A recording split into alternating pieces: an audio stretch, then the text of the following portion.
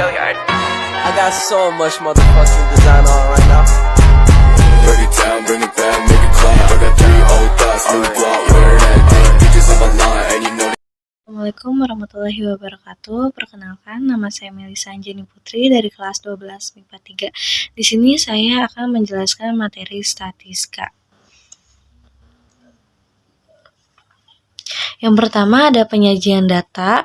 Bagian-bagian dari penyajian data itu ada kelas interval, batas kelas, tepi kelas, dan panjang kelas.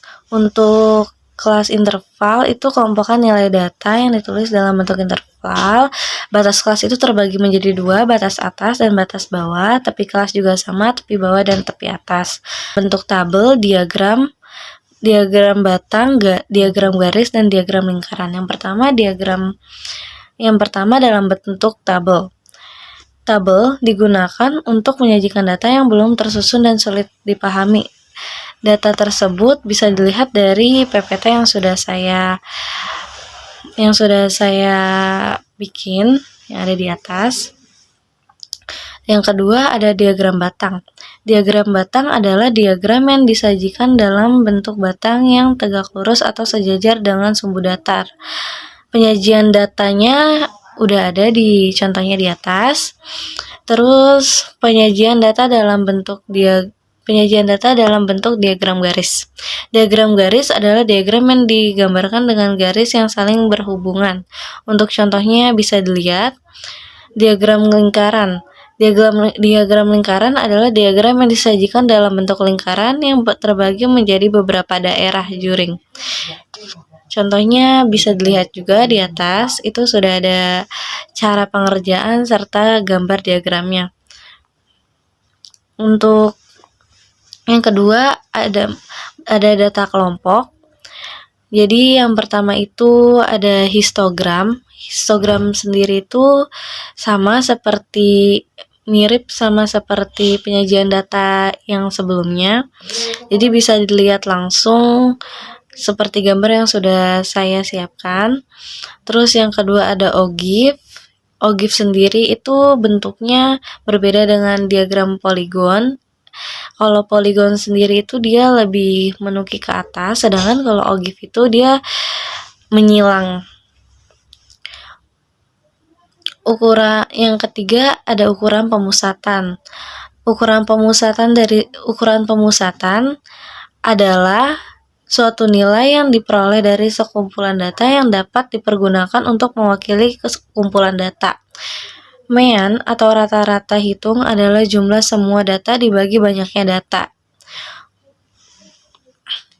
Yang pertama dari ukuran pemusatan ada mean, data tunggal. Mean di situ sudah ada rumusnya. Untuk rumus mean sendiri keterangannya X bar sama dengan X1 plus X2 plus X3 dan seterusnya dibagi N. X bar sendiri itu keterangannya rataan hitung, N itu banyaknya data, X itu mewakili dari data. Yang kedua, ada mean data kelompok. Mean data kelompok itu berbeda dengan mean data tunggal. Kalau mean data tunggal itu biasanya hanya digunakan untuk pengelompokan data yang sedikit dan memang itu tuh data tunggal. Kalau pengelompokan data kelompok sendiri biasanya jumlah datanya lebih banyak ketimbang data tunggal. Jadi ketika dikelompokkan itu akan berbentuk tabel dan akan disusun, bukan berbentuk tabel sih, tapi akan disusun menggunakan rumus X bar sama dengan sigma FI dikali XI dibagi sigma FI sama dengan data yang akan dijelaskan. Seperti contoh yang di atas, rumusnya sudah ditaruh di atas. Yang ketiga ada median. Median itu adalah nilai tengah setelah data diurutkan. Secara umum, median adalah suatu nilai yang membagi data menjadi dua bagian yang sama banyaknya setelah data tersebut diurutkan dari yang terkecil sampai yang terbesar. Mencari median data tunggal, itu cara mencarinya adalah cara mencarinya itu bisa mengurutkan mengurutkan kelompok data-data dari nilai terkecil sampai nilai terbesar atau sebaliknya.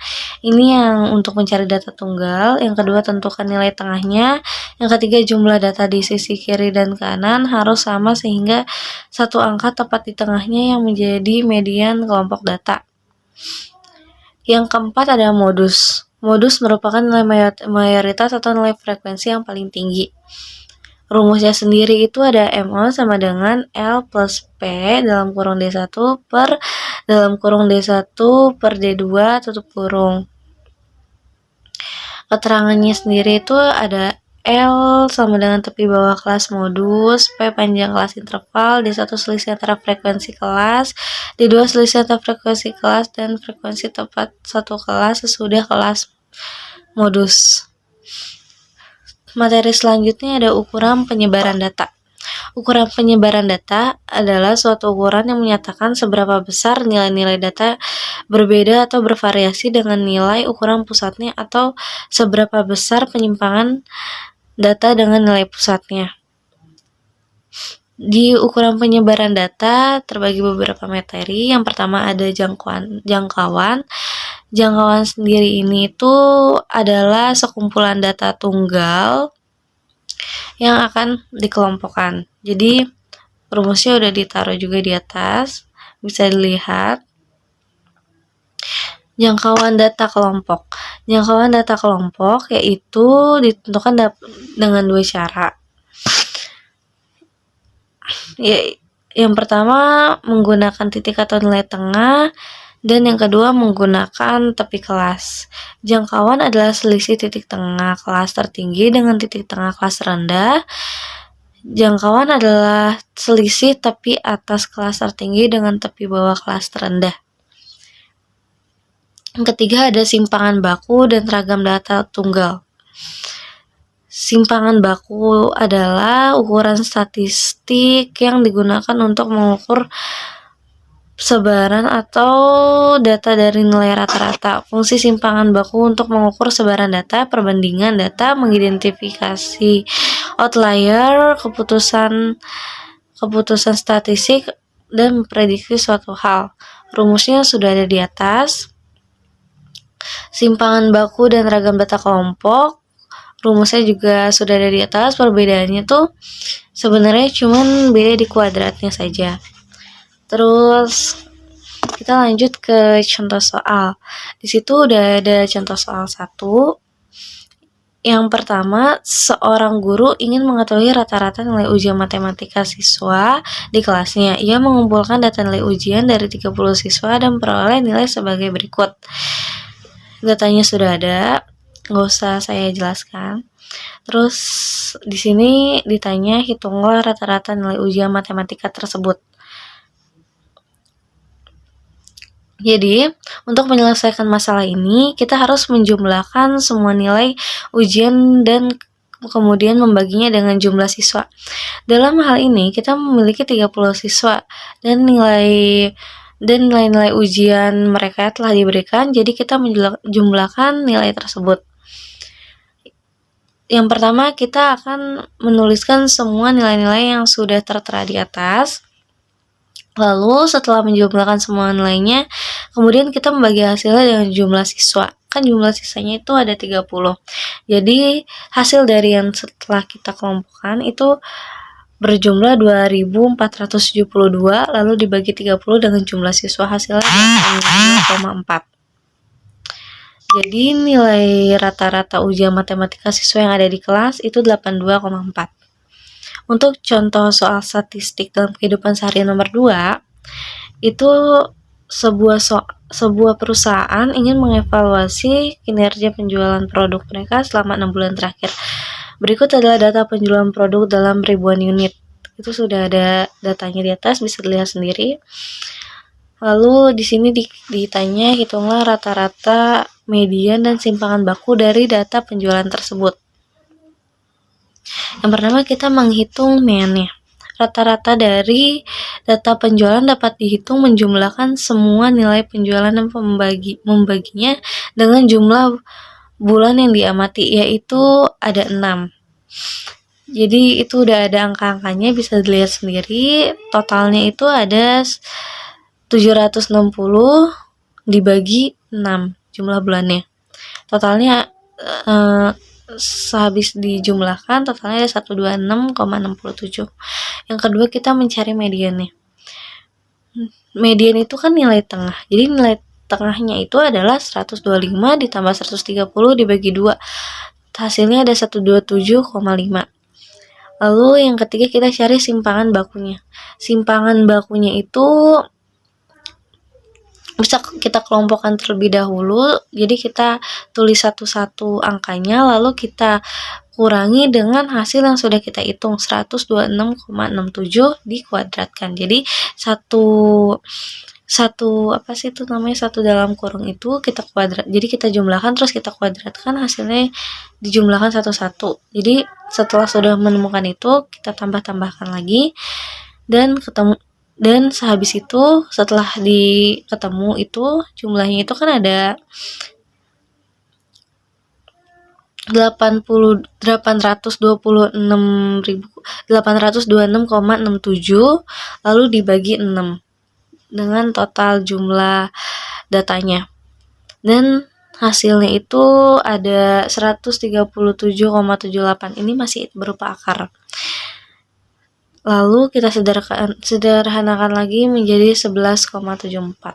Jadi rata-rata penjualan produk adalah sekitar 126,67 ribuan unit.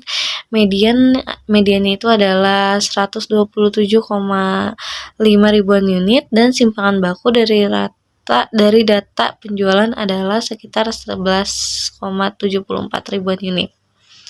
Yang ketiga, ada contoh soal. Diketahui dari data berikut, sudah ada fotonya di atas, lalu dicari kuartil dari data tersebut. Di sini kita akan mencari Q3.